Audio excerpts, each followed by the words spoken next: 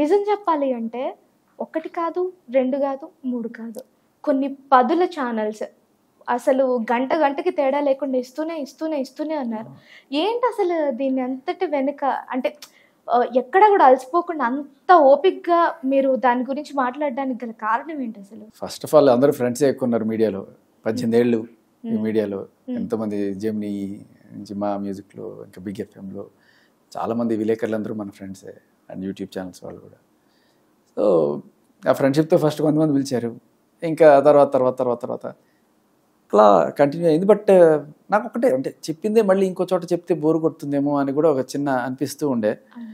కానీ నాకు తర్వాత కేసు ఎవాల్వ్ అవుతూ వచ్చే కొద్దీ ఆ పరిస్థితి రాలేదు. అంటే ఒక ఇంటర్వ్యూకి ఖచ్చితంగా కొత్త ఇన్ఫర్మేషన్ వస్తున్నది ఎప్పటికప్పుడు. అండ్ నేను ఇంటర్వ్యూలకు వచ్చే కొద్దీ కొంతమంది ఎవరైతే ఈవిడ బాధితులు ఉన్నారో వాళ్ళందరూ కూడా నాకు ఫోన్ చేయడం, కొంతమంది కొన్ని సాక్ష్యాలు పంపించడం, ఇవన్నీ కూడా నాకు ప్లస్ అయింది. నేను అవన్నీ కూడా బయటపడడం జరుగుతుంది. అలా ఇప్పుడు చూసుకున్నట్లయితే ప్రసాద్ ల్యాబ్స్ దగ్గర కూడా అసలు ఒక విపరీతమైన యాక్చువల్గా జరిగింది ఏంటంటే అమ్మా, ప్రసాద్ ల్యాబ్స్కి అక్కడ మన తిరగబడరా స్వామి ప్రీ రిలీజ్ ఈవెంట్, దానికి సరే నేను చేసిన పోరాటమో ఏదో అనుకోండి, దానికి సంబంధించి రాజ్ తరుణ్ అండ్ డైరెక్టర్ గౌరవపూర్వకంగా నన్ను ఆహ్వానించారు. పొద్దున్న ఫోన్ చేసి రా మీరు వస్తే బాగుంటుంది అని అంటే సరే అని చెప్పి వెళ్ళా. యాక్చువల్గా వెళ్ళే ముందు కూడా డిస్కషన్ అయింది. ఊరికే లేనిపోయినా కూడా అబాండాలు వేస్తున్నారు, ఏదో నాకు ఏదో డబ్బులు ఇచ్చేసేవని ఇలాంటి ప్రచారాలు చేసుకుంటున్నారు, ఎందుకు ఈ టైంలో రావడం అంటే లేదు ఎవరేమనుకుంటే ఏంటి నువ్వు రావాలి అన్నారు. సరే అని వెళ్ళా. సో బేసికల్లీ వెళ్ళి అంటే 3 o'clock అలా 2:30 అలా రమ్మన్నారు. ఆల్మోస్ట్ 2:30కి వెళ్ళిపోయాను. కానీ ఎవరు ఎక్కడ ఏం కనబడిచట్లా. సరే సెలబ్రిటీస్ అంటే రావడం లేట్ అవుతుంది కదా అని జస్ట్ కార్లో కూర్చున్నా. ఇంకా ఎవరు రాకపోయేసరికి చూద్దాం, ఫోన్ చేస్తే ఎవరు ఎత్తట్లేదు. సరే ట్రావెల్లో ఉన్నారేమో అనుకుని కార్ దిగి 4 అడుగులు వేసుకుంటూ వెళ్ళా. టాప్ వచ్చారు మొత్తం మీడియా ఒక్కసారి. ఒక 20, 30, 40, 50 కెమెరా వచ్చేసి చెప్పండి అని ఒకసారి నేను ఎక్స్పెక్ట్ చేయలేదు ఇంత రియాక్షన్ వస్తుందా అని చెప్పి. ఇన్నాళ్ళు ఎవరైనా ఇట్లా పిలిస్తే ఇంటర్వ్యూ కానీ డాప్మని అంతమంది వచ్చేసరికి సరే అప్పటికి చెప్పాల్సిన సమాధానాలు చెప్తూ ఉన్నా. అయితే దట్ వాజ్ నాట్ ప్లాన్డ్ కదా, నేను అక్కడికి వస్తానని. వాళ్ళు ఏదో వేరే పని మీద కెమెరాలు పెట్టుకున్నారు అక్కడ. రాజ్ తరుణ్ వాళ్ళు వస్తారని ఇంటర్వ్యూ చేద్దాం వచ్చాడు. నేను వచ్చేటప్పటికి మాట్లాడిచ్చాడని ట్రై చేశారు. అది అర్థమైపోయింది అక్కడ యాక్చువల్గా వెళ్ళే వాళ్ళకి కరెక్ట్గా. సరే కొంచెం పక్కకు వచ్చి మాట్లాడుతున్నా కూడా లైక్ వాళ్ళు ప్రమోషన్ కోసం ఏర్పాటు చేసుకున్న దానికి మనం చేయకూడదు కదా అని. సో ఈ లోపల పోలీసులు వచ్చి సార్ పక్క రండి సరిగ్గా ఇది అవుతుంది చెప్పి కొంచెం పక్క తీసుకెళ్ళాను. నన్ను అంత మీదకి వచ్చేస్తున్నారు కదా అని ఆ పక్క తీసుకెళ్ళి వీడియో షూట్ చేసి వాళ్ళు పోలీసులు అదుపులో శేఖర్ భాష అరెస్ట్ అయిన శేఖర్ భాష అంటే నేను అప్పుడు కూడా అనుకున్నా వాళ్ళు సార్ రండి సార్ అంటే నేను అనుకున్నా వీళ్ళు ఇట్లా టైటిల్ ఏవో పెట్టే అవకాశం ఉంది అని ఊరికే సరదాగా అనుకున్నాను. నిజంగా పెట్టేశారు. మీరు అదుపులో శేఖర్ భాష అంటున్నారు, శేఖర్ భాష అరెస్ట్ అని కూడా పెట్టారు. శేఖర్ భాష అరెస్ట్ ఇంకా రకరకాలు పెట్టారు. సర్లే అది నాకు తెలియదు. సరే తర్వాత మెల్లగా వెనక్కి వెళ్ళిపోయాను. అక్కడ మళ్ళీ ఎందుకు న్యూసెన్స్ పాపం వాళ్ళ పని చేసుకుంటా అని చెప్పి కార్లో వెళ్ళిపోయి వెనక్కి వెళ్ళి అటు నుంచి లోపలికి వెళ్ళేటప్పటికి వీళ్ళందరూ లోపలికి వెళ్ళిపోయారు. మరి ఎవరికి తెలియకుండా ఎట్లా వెళ్ళారో తెలియలే. అక్కడ లోపల ఆల్రెడీ జరుగుతుంది.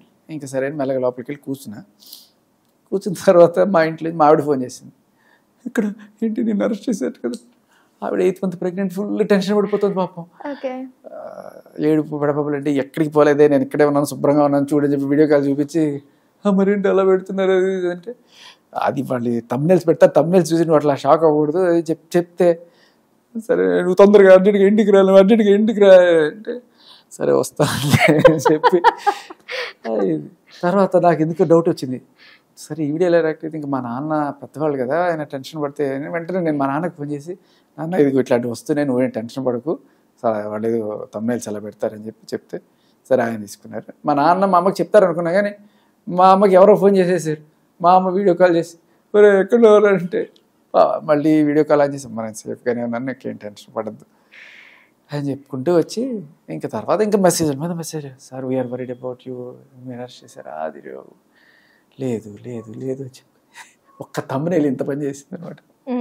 అది నిజం చెప్పాలి అంటే ఈ ఇష్యూలో నిజం చెప్పాలంటే నేను ఇందాక ఇంట్రోలో చెప్పినట్లు ఈ ఇష్యూలో మెయిన్ కీలక వ్యక్తిగా మారింది మీరు చూపించిన ఆధారాలు. అసలు ఇదంతా విషయం పక్కన పెట్టేస్తే అసలు రాజ్ తరుణ్ గారు ఇందాక ప్రెస్ మీట్లో కూడా మనం విన్న మాటలను బట్టి ఆయనకి మీరెవరో కూడా సరిగ్గా గుర్తులేరు. మీరే ఇంకా ఎక్స్ప్లెనేషన్ ఇచ్చుకుంటున్నారు, మనం ఇలా కలిసాము అని. అంటే అసలు ఈ ఇష్యూకి ముందు అసలు మీరు రాజ్ తరుణ్ గారు ఎప్పుడు కలవలేదా? అసలు కలిసాం, అదే అంటున్నాను, అదే గుర్తు చేశాను రాజ్ తరుణ్. ఆయనకి అది కూడా గుర్తులేదు. పర్సనల్ గా కలవడం కానీ అదే నేను అదే చెప్పాను, పర్సనల్ ఫ్రెండ్షిప్ ఎప్పుడూ లేదు. మామూలుగా ఎప్పుడైనా ఇంటర్వ్యూస్కి వచ్చినప్పుడు ఎఫ్ఎంలో సరదాగా మాట్లాడడం అలా చేయడం. తర్వాత అన్నిటికంటే ఈ వినాయక చవితి పండాలకి వచ్చి లాస్ట్ ఇయర్ బాగా డాన్స్ చేసి, సో జనరల్గా ఒక హీరో మనం పిలిస్తే రావడం అని మనకు ఒక మంచి వాల్యూ ఇచ్చినట్టే కదా, ఆ రెస్పెక్ట్ మనకు ఉంటుంది ఖచ్చితంగా. సో అలా మంచి ఫ్రెండ్, అలా ఫ్రెండ్ అంటే మీడియా ఫ్రెండ్ అనమాట. మీడియా ఫ్రెండ్, అది మీకు మాత్రమే గుర్తుంది, ఆయనకి గుర్తులేదు నిజం చెప్పాలి అంటే. అదే అంటున్నాను, ఇప్పుడు సెలబ్రిటీస్కి 100 మంది మనలాంటి వాళ్ళు ఉంటారు, వాళ్ళందరినీ గుర్తుపెట్టుకోవాలంటే కష్టం, బట్ మనకు గుర్తుంటారు కదా అంతే. ఎందుకు ఈ మాట ఇప్పుడు ఇంత పర్టికులర్గా అంటున్నాను అంటే, రాజ్ తరుణ్ లావణ్య గారి ఇష్యూలో మీరు ఎలా మాట్లాడుతున్నారు అంటే, రాజ్ తరుణ్ గారి గురించి పర్సనల్ లైఫ్ గురించి ఇంచ్ టు ఇంచ్ తెలిసిన అంటే మనిషిలాగా మాట్లాడుతున్నారు. అంటే ఆయనకి మీరు అసలు గుర్తే లేనప్పుడు అసలు ఆయన పర్సనల్ లైఫ్ గురించి మీకు అంత బాగా ఎలా తెలిసిందంటారు? ఇమ్మీడియట్గా తెలియలేదమ్మా, బట్ మెల్లమెల్లగా ఎవాల్వ్ అవుతూ వచ్చింది. Like first day second day నేను పెద్ద ఏం మాట్లాడలేదు, ఒకసారి మాట్లాడాను, తర్వాత ఎఫ్ఐఆర్ కాపీ చూపించాడు, తర్వాత ఆడియో విన్నాము, అది కూడా బీప్డ్ ఆడియో విన్నాము, మొత్తం వినలేదు. ఎప్పుడైతే లావణ్య గారు ఇలా కేసు పెట్టారు అంటే మీడియా ముందుకు వచ్చారు, మీడియా ముందుకు వచ్చింది, కేసు పెట్టింది, తర్వాత నెక్స్ట్ రోజున ఈ బీప్డ్ ఆడియో ఒకటి రిలీజ్ అయింది. అంతకుముందు రాజ్ తరుణ్ వచ్చి ఈవిడ డ్రగ్స్ కనెక్షన్ గురించి, మస్తాన్ సాయితో ఉన్న రిలేషన్ గురించి కొన్ని అలా దూరం నుంచి అలా చూపించేసి వెళ్ళిపోయారు. సో అది జరిగింది. తర్వాత నేను బీప్డ్ ఆడియో విన్న తర్వాత ఆవిడ ఏంటి అనే ఒక క్లారిటీ వచ్చింది నాకు, ఎందుకంటే అలాంటి సేమ్ టు సేమ్ క్యారెక్టర్ నేను చూస్తున్నాను కాబట్టి లైఫ్లో. అది ఒక కొంచెం సైకాటిక్ డిజార్డర్ ఉన్నవాళ్ళు అలా బిహేవ్ చేసే ఇది ఉంటుంది.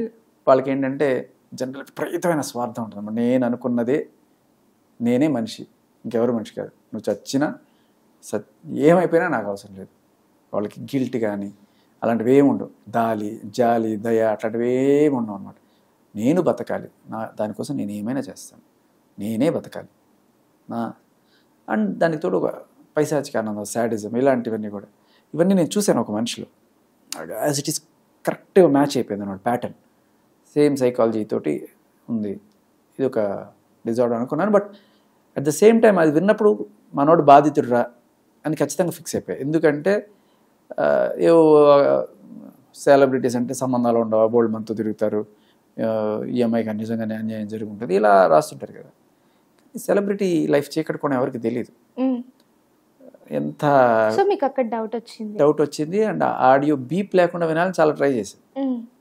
అంటే మనకి యూట్యూబ్లో జనరల్గా దొరకదు, వాట్సాప్ గ్రూప్స్లో అట్లా కొన్ని సర్క్యులేట్ అవుతుంటుంది. అలా బీప్ లేని ఆడియో దొరికిన తర్వాత నాకు బ్లడ్ బాయిల్ అయిపోయింది మామూలుగా. సర్రమని అమ్మని చాలా నీచంగా తిట్టింది అమ్మాయి. సో ఆ దెబ్బతో నాకు ఫస్ట్ ఆఫ్ ఆల్ ఇట్లాంటి మనుషులు సభ్య సమాజంలో ఉండడానికి కూడా అర్హత లేని మనుషులు అని చాలా చిర్రెత్తుకొచ్చింది కోపం.